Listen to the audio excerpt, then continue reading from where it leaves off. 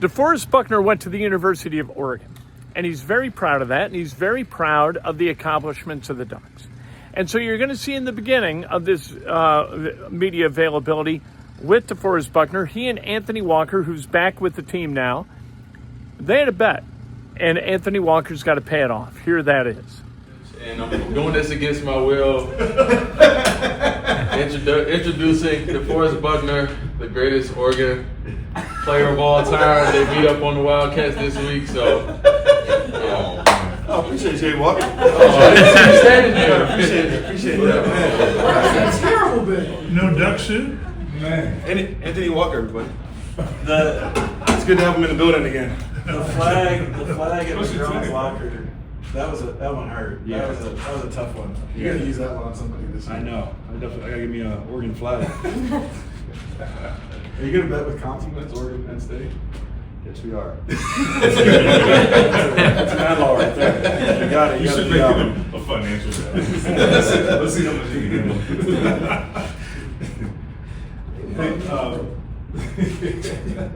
I'm saying he's rich. What is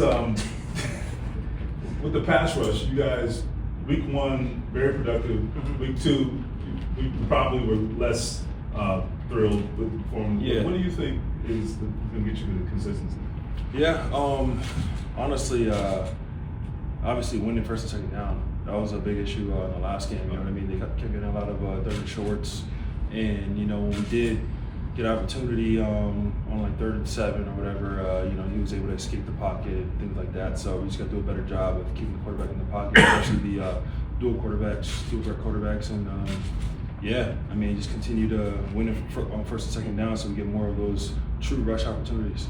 What stands out to you about Cameron? Yeah, he's a dynamic player. He's obviously really talented, being drafted first overall.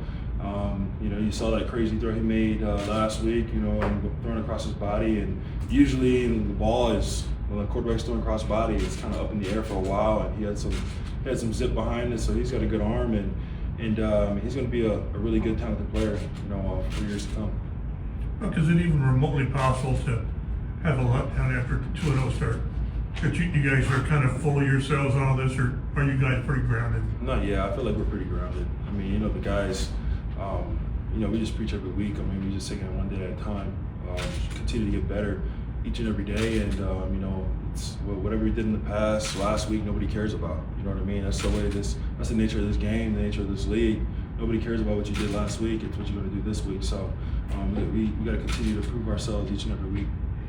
Well, do you think spirit is a skill? And I mean this because Cam Bynum, they keep saying like, oh, he never has a bad day, which is kind of cliche, but his ability to be so joyful about the game of football, how contagious is that, and how impressive is that when the game's hard and football can be unforgiving at times? No, definitely. Just like you said, the spirit, his energy, the love for the game, and just the joy that he plays with each and every day, with a smile on his face every day, it is contagious. You know what I mean? And to have that positive outlook each and every day, positive things happen to you. I feel like, I truly believe in stuff like that. And, he's been able to have that positive energy, and the ball continues to find him, obviously. You know what I mean? 2 weeks in a row with a pick.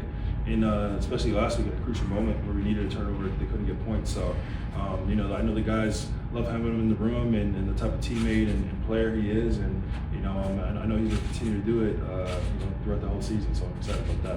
What stands out to you about his work ethic in particular? Again, he's a fun guy, but also you don't have those moments if you're not putting the work in. No, definitely.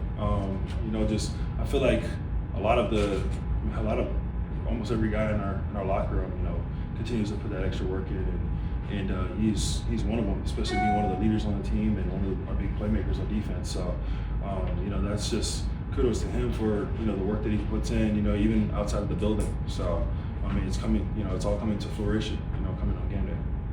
Buck, you've been around this building for years. Yeah. Obviously, the start to a season, 2-0, that is different than what you've experienced in the past. Yeah. But the feeling throughout this team is different. Yeah. What is it about this group that stands out? I would say just the trust in one another that we have, confidence in one another. We continue to, just pull each other along. You know what I mean? Breeding confidence into each other. You know what I'm saying? On the offense, defense, and special teams. And I feel like the guys feel it, and we have a really close-knit group, and just continuing to go out there on Sundays to play for each other. I think that's the true nature of it. It's just the brotherhood we're able to form, over the offseason. Is there anything that you guys have done conscientiously to build that trust and that confidence? I feel like, definitely this year more than others. Just making sure we spend that extra time, outside the building together.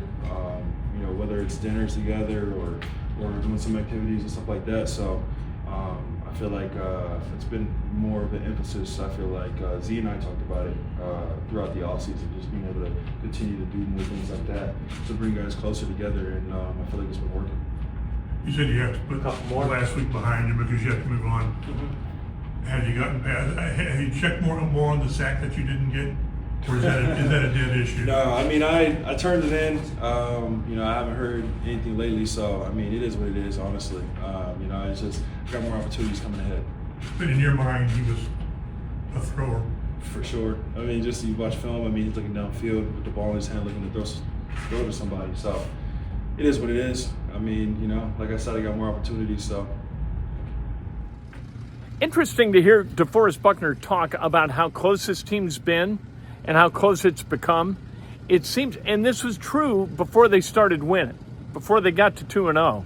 It seemed like it was a closer team. It seemed like people like each other better in that locker room than they did.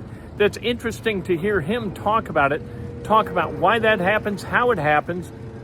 DeForest Buckner playing really well, and he does want that sack.